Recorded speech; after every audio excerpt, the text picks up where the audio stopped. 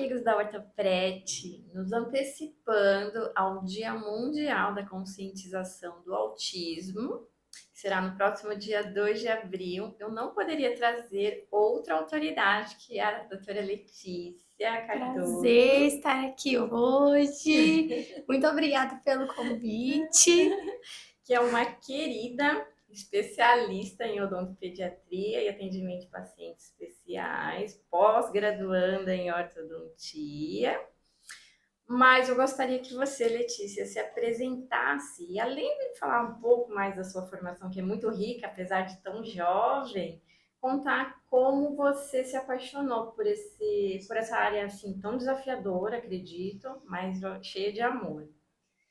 Bom, tudo começa ainda lá quando eu decidi fazer odonto, que não era uma decisão assim a princípio que eu falei, vai ser odonto e pronto, né? Eu tinha um sonho de fazer educação física, e aí a gente tem toda aquela história de, não, educação física, né? Não é muito legal. E eu falei, bom, um dia meu pai foi no dentista, eu falei, nossa, esse negócio é interessante. Eu sempre tive um carinho muito grande com crianças. A minha irmã diz até hoje que eu sempre me rebaixo a idade das minhas sobrinhas quando a gente tá junto. Então eu entrei na faculdade falando que se fosse para fazer isso ia ser direcionado às crianças, né? Eu falei, não tenho muito paciência com adulto, é muito chato, então eu quero ir para as crianças. E assim foi, e ainda na faculdade eu via que eu tinha uma ligação muito próxima com os pacientes que tinham algum nível diferente sobre algo. Eles sempre se aproximavam de mim, sempre que eu estava perto o atendimento funcionava e as professoras falaram para mim, dá certo, isso aqui dá certo para você. Então eu entrei na pós-graduação que já tinha esse tipo de atendimento. 90% dos nossos pacientes eram pacientes com necessidades especiais de várias questões, não só do autismo. E aí foi onde tudo fluiu, eu vi que, assim, devolver saúde bucal para esses pacientes era o que eu, de fato, gostaria de fazer na minha vida. E aí hoje estamos aí. É, e faz com muito amor, né? Letícia, os atendimentos odontológicos, de uma forma geral, a gente recebe informações, assim como eu diria, a velocidade da luz. Eu acredito que também o atendimento para pacientes com necessidades também tenham. Não faz muito tempo, em 2013, introduziu-se o termo espectro autista, né, para os pacientes, transtorno Do do espectro espectro autista. autista, né? Se eu não me engano, esse termo se refere pela diversidade de habilidades e dificuldade que esses pacientes têm, por isso, espectro, né? A gente sabe, né, como você ensina na nossa clínica todos os atendimentos, né, que é uma parceira, né, o paciente que tem o transtorno do espectro autista, ele não é único, né, o autismo em si, ele não é único e também não é estável. Me diz, desde a sua formação, aumentou o número de pacientes que se denominam com transtorno do espectro autista, pais que têm essa consciência, ou ainda é algo muito velado? Não, eu sinto que aumentou bastante e eu acho que aumentou principalmente porque hoje em dia a gente tem diagnóstico, né? Eu costumo dizer que os pacientes TEA sempre existiram, mas eles não tinham ninguém para dizer para eles o que eles tinham, né? Então hoje a gente tem muito mais informação, a gente tem muito mais conhecimento sobre as coisas, então eles aparecem com mais frequência. E sinto também que os pais têm mais interesse em descobrir o que está acontecendo com aquelas crianças e ir atrás e ajudá-los de alguma forma, né? A gente via antigamente que os pais tinham um pouco de receio de ir atrás, investigar e ajudar essas crianças, né? E hoje a gente tem essa ajuda muito mais ampla, e não só no consultório, mas uma equipe toda uma equipe multidisciplinar que é o que faz tudo funcionar, né? Então, hoje, o diagnóstico, a informação ajuda muita gente, por isso que a gente tem essa impressão de que aumentou os números, né? Mas, na verdade, aumentou os diagnósticos de todo esse pessoal. E eu te pergunto também, né, essa aceitação de ir atrás do diagnóstico, porque até porque o apresentador, o Marcos Mion, levantou uma bandeira muito bacana em relação à normalização do termo transtorno do espectro autista. Tanto que em 2020 nós tivemos o sancionamento da lei Romeu Mion, né, em janeiro de 2020, criando a carteirinha lá de identificação pessoal do paciente com transtorno do espectro autista. Você acha que essa carteirinha, essa identificação nos consultórios, ela existe, ela é velada, ela seria importante? O que você fala a respeito? Eu acredito que ela é muito importante exatamente para as pessoas darem visão para esses pacientes que muitas vezes eles sofrem um certo tipo de preconceito de é a criança mimada, é a criança mal educada, é a criança que ninguém respeita de fato o que acontece com eles, né? Então acredito que essa carteirinha é uma forma de visibilidade para eles, uma identificação de, olha, o que está acontecendo aqui não é uma birra, não é algo que ele está fazendo porque ele quer, porque é assim que as coisas funcionam e a gente precisa respeitar como qualquer outra criança, né? Eu vejo que dentro do consultório a carteirinha ela não é muito viável, né? Porque a gente tem um contato muito mais próximo com o paciente, a gente tem um contato com a mãe, às vezes até com os terapeutas que estão envolvidos ali, então a gente tem essa visão e às vezes a carteirinha não é muito necessária porque a gente está mais perto ainda do que ela vai trazer a gente, né?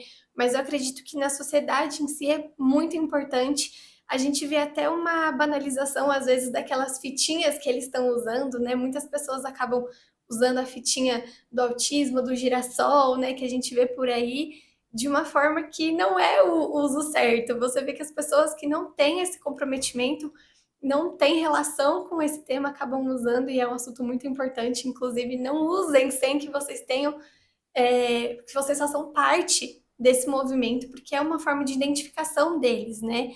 Então, é de extrema importância, mas a gente precisa tomar cuidado também, quem está envolvido ali, né, para não acabar banalizando o uso disso de uma forma que não vai ser tão interessante para a gente, né?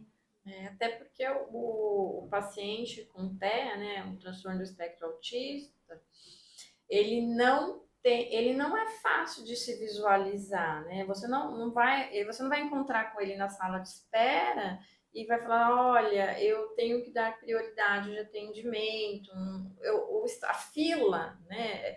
É uma fila de prioridade, um estacionamento. Isso eles não tinham esse direito, né? Então essa lei Romeu Mion, ela veio dar uma iluminada que são pessoas com necessidades especiais, mas que eles precisam também estar incluído nesse rol aí de prioridades e que não é fácil de se identificar, né? Sim, eles precisam de atenção. É verdade. Com relação, você comentou alguma coisa dos terapeutas ocupacionais, né, que participam. Seria interessante esses profissionais que acompanham essas crianças ou esses adultos com transtorno de espectro autista participar também da consulta odontológica? Ou é muita gente, é muita informação ali na sala, você como profissional dentista ali atuando? Eu acho que o envolvimento dos profissionais dentro da sala depende muito do paciente também, né? Às vezes eles podem ficar um pouco assustados com a quantidade de gente, né? É a mãe, o pai, o cachorro, o papagaio, todo mundo quer ir acompanhar aquele momento, né?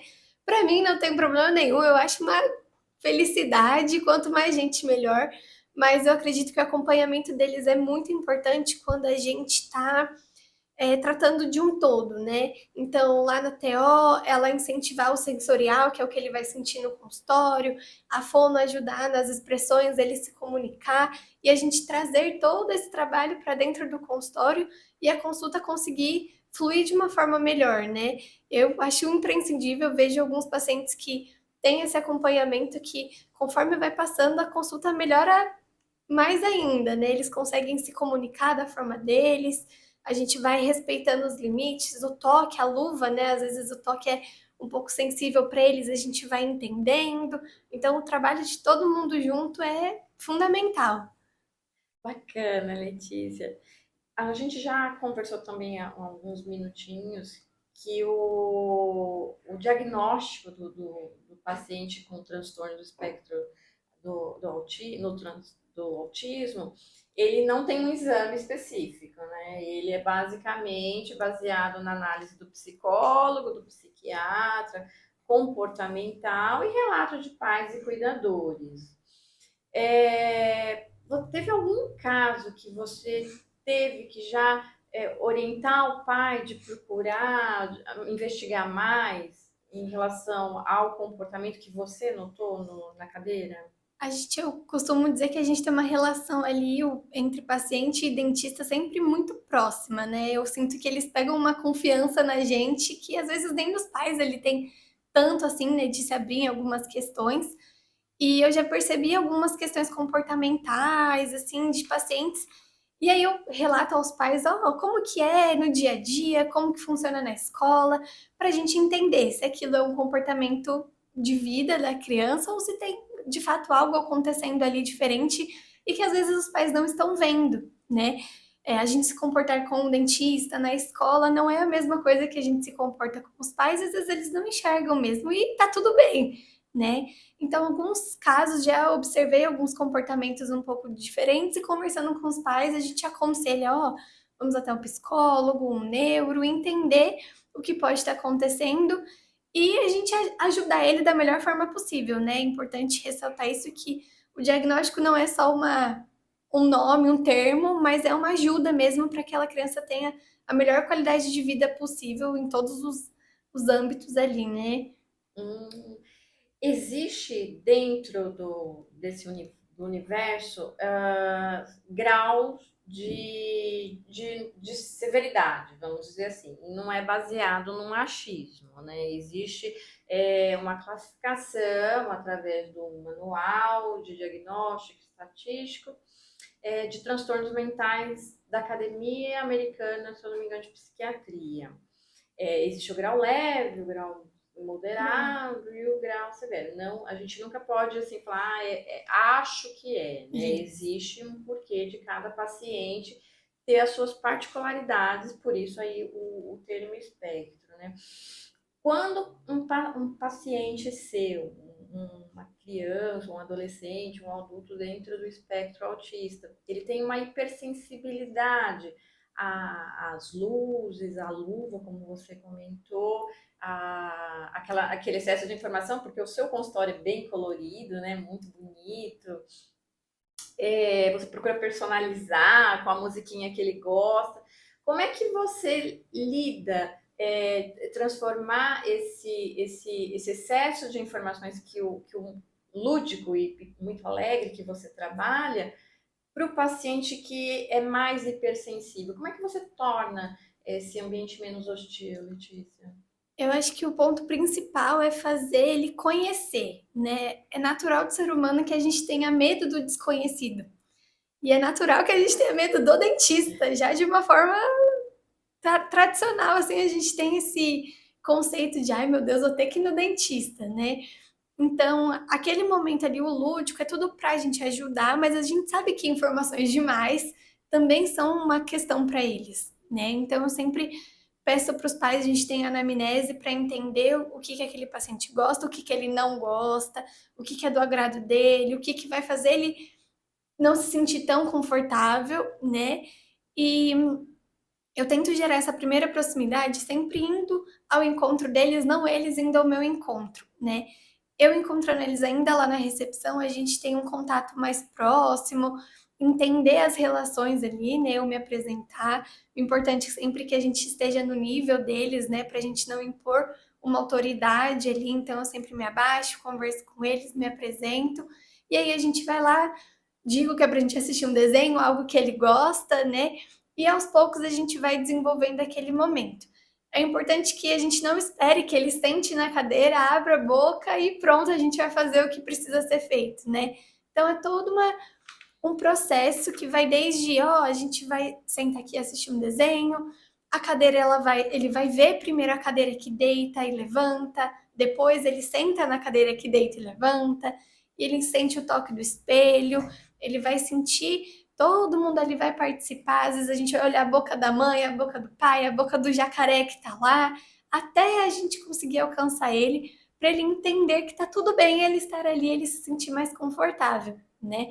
Não é sempre que a gente vai ter essa resposta positiva, né? Por isso que a gente conta muito com o auxílio dos pais, a gente trabalha ali, eu falo que não sou eu o dentista, é eu e a minha equipe, eu e os pais, todo mundo junto ali para fazer funcionar, né? Mas a gente não espera que seja aceito tão rápido assim, né? Mas tende a funcionar bem. A gente usa uma técnica que é o falar, mostrar, fazer, né? Então a gente comunica para eles, eles lidam muito bem com a previsibilidade, né? Eles precisam entender o que vai acontecer, a gente mostra como vai acontecer e aí de fato a gente faz, né? Isso leva um tempo, é um processo, não necessariamente vai acontecer na primeira consulta, mas é o que vem dando certo em todos os atendimentos. Para os novos colegas dentistas que ainda têm as suas limitações ou que estão querendo começar no atendimento aos pacientes com transtorno do espectro autista, você já disse que já superou muitas dificuldades, mas eu queria que você pontuasse quais as dificuldades que quem está começando, quem ainda tem um receio de fazer um atendimento tanto pediátrico, tanto como a pacientes especiais, não todos, quais as dificuldades que você poderia pontuar aqui que eles vão encontrar, nossos colegas? Eu acho que o primeiro ponto que a gente precisa dizer é: tenham paciência. Não adianta querer fazer com pressa, correndo, não vai funcionar. É um paciente, desde a criança, o paciente que tem autismo, adulto, a gente precisa ter paciência. A gente sentar na cadeira correndo não vai dar certo. Outra questão é entender a organização do paciente. Às vezes eles vêm um pouco desorganizados, né, com medo, choroso. A gente precisa compreender isso e acolher. O choro não é um problema, o choro precisa ser acolhido, né? Então a gente não pode falar para ele: para de chorar, não vai funcionar, né? Então a gente precisa entender, falar: eu entendo que você está chorando, eu também não gosto de ir no dentista, mas vai passar. Então, acho que essas são as principais dificuldades, a questão da paciência, o entender o paciente, né, compreender as dificuldades dele ali. Não adianta fazer um tratamento rápido, precisa ter paciência, é o principal de tudo. Além das dificuldades motoras que às vezes o paciente tem, né, de entender os comandos de abre a boca, fecha a boca, mãozinha para baixo, mãozinha para cima. A comunicação às vezes é um pouco dificultosa também, então a gente tem que abrir vários leques para chegar até o atendimento odontológico da melhor forma possível para eles, né? E os pacientes, de uma forma geral, ordenados dentro daquele grau de severidade no espectro autista, eles têm uma dificuldade com quebra de rotina, né? Eles são mais resistentes a essa quebra de rotina. Como é que os pais em casa poderiam nos ajudar ao atendimento odontológico ou qualquer mudança de rotina para o atendimento for mais sutil, mais leve, fluir mais melhor? É importante, que nem eu falei, eles trabalham muito bem com a previsibilidade, né? Eles precisam ser informados do que vai acontecer. Informações claras. Por exemplo, no dia 26 de março, às 10 horas, a gente vai na dentista. A dentista vai funcionar assim, assim, assim. A gente mostra vídeo, mostra para ele como que é um dentista, mostra o passo a passo do dentista. Ela vai olhar assim, ela vai fazer isso, vai limpar com isso. E quando ele for no consultório, a gente reforça essas informações. A gente vai fazer isso e depois isso. E é importante que a gente siga essa ordem. Qualquer coisa que muda ali no momento vai ser ruim para eles, eles não vão compreender bem e a gente vai desorganizar tudo que está organizado, né? Então, ainda em casa é importante que os pais mostrem vídeos de como é o dentista, obviamente vídeos positivos, né? Então, é entender essa questão, como que é o espelho, mostrar para eles uma foto do espelho, como é a cadeira do dentista, como que é o consultório, a gente tem inúmeras fotos da sala no Instagram, então mostra para ele onde ele vai, como que ele vai, às vezes até o caminho que ele vai fazer. Eu tenho uma paciente que ela sabe exatamente o caminho, a minha mãe virou na rua tal, na outra rua, e se a mãe mudou o caminho para ela já é uma questão também. Então, a gente respeitar todos esses momentos, desde em casa, informado pelos pais, é assim que vai acontecer, e acontecerá daquela forma, a gente não pode fugir daquilo. Como gestora da clínica e admiradora também do seu atendimento, eu vejo o quanto você consegue virar a chave de pacientes que marcam lá na clínica. Ah, eu quero fazer sedação. A doutora Letícia faz sedação sem nenhum problema. Mas eu vejo quanto você consegue virar a chave. Não, vamos tentar o condicionamento e dá certo. E muitas vezes os pais falam assim: não, mas ele já tentou, ele já chorou, ele não consegue, eu quero sedação sem nenhum questionamento. Eu vejo o quanto você consegue. E até eu falo que o zóio azul da doutora Letícia induz o paciente, dá tudo certo. Só pode. Me fala, mas quando é o momento de você falar assim, não, realmente daqui para frente precisa ser a sedação? Tanto o paciente com transtorno do espectro autista, quanto o seu paciente mais resistente ao tratamento odontopediátrico. Eu percebo que eu gosto muito do condicionamento, deu para perceber, é o que funciona muito bem para mim. Funciona. Milagrosamente. Mas algumas vezes, principalmente quando a gente envolve tratamentos que a gente tem a parte chata, que é a anestesia, ou um tratamento mais demorado como um canal, que já envolve a parte da anestesia, uma extração, eu percebo que aquilo não vai ser tão tranquilo quanto a gente vai conseguir fazer no condicionamento. Se não perceber daquilo naquele paciente, a gente vai para a sedação.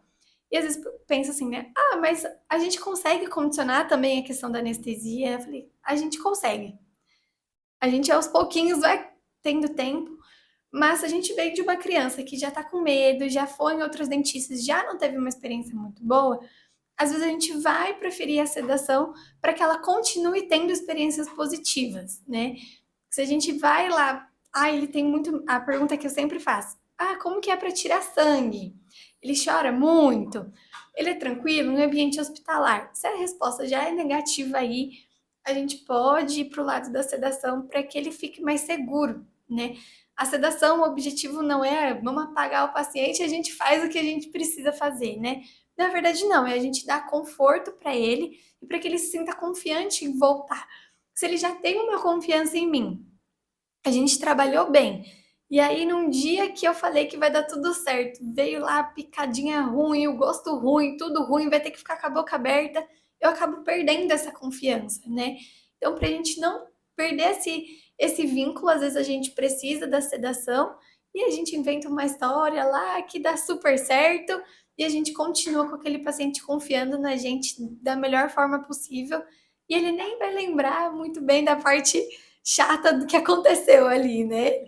Confiança e respeito, né, doutora? Sempre.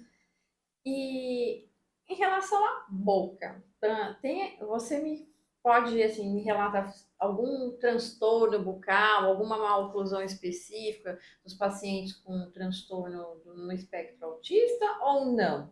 Existe alguma peculiaridade desses pacientes que os pais têm que ficar mais atentos? O que a gente precisa ficar muito de olho é a questão da escovação, né? A gente sabe que são pacientes que têm essa dificuldade, às vezes, de aceitar a escova na boca, a sensibilidade, né, com aquele momento. Às vezes o pai quer fazer aquela técnica de segurar o rostinho para escovar, né? Eles não aceitam muito bem aquilo. Então, a maior dificuldade que a gente tem é em relação à escovação fio dental, que eles não gostam muito. E a gente tem muitos acometimentos periodontais por causa disso, muito acúmulo de placa, que acaba vindo por conta da falta da higienização de uma forma geral, né? E a seletividade alimentar que eles têm também, às vezes implica em alimentos que não são tão legais pra gente, né? Muitas vezes uma dieta mais rica em açúcar. Tem também nas terapias que o reforço deles é um pirulito, uma bala, que já não é tão legal pra gente também. Então a gente toma muito cuidado com a higiene de uma forma geral, né? Em malformações dentárias, a gente não tem muitos estudos sobre isso, mas a relação da higiene é o que a gente precisa pegar firme. São pacientes que você indicaria escova elétrica ou não necessariamente? Alguns pacientes a gente indica sim, principalmente por conta dessa dificuldade motora, né? Ou dificuldade em relação a abrir a boquinha e os pais conseguirem higienizar da forma correta, ou eles mesmos querem aprender a escovar sozinhos, mas ele não tem a destreza manual suficiente para fazer os movimentos, né? Então, em alguns casos, a gente indica sim a escova elétrica, que a gente consegue melhorar um pouco mais aí a escovação, né? Bacana, doutora. E acredito que para encerrar, né, esse nosso rico podcast aqui, o intuito nosso, né, para comemorar, para conscientizar, para normalizar, acredito que essa seja a palavra, Sim, normalizar, é desmistificar o tratamento odontológico para pessoas no transtorno do espectro autista, né?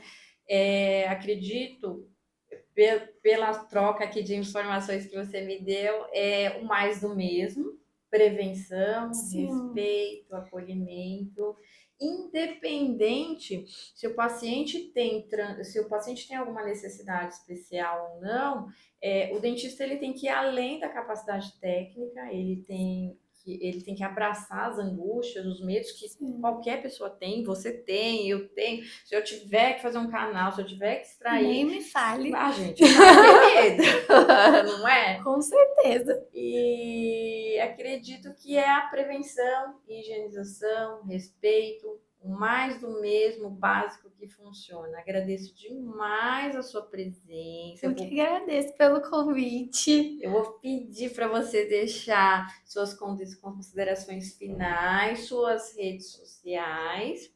E vou agradecer também à equipe Fobite, que sempre produz com muito carinho e com muita informação rica para nós. Eu quero deixar um ponto muito importante que é a gente não levar a criança, o paciente do espectro autista, quem quer que seja, ao dentista só quando tem algo acontecendo. O dentista não é um profissional curativo. A gente também é um profissional preventivo, né?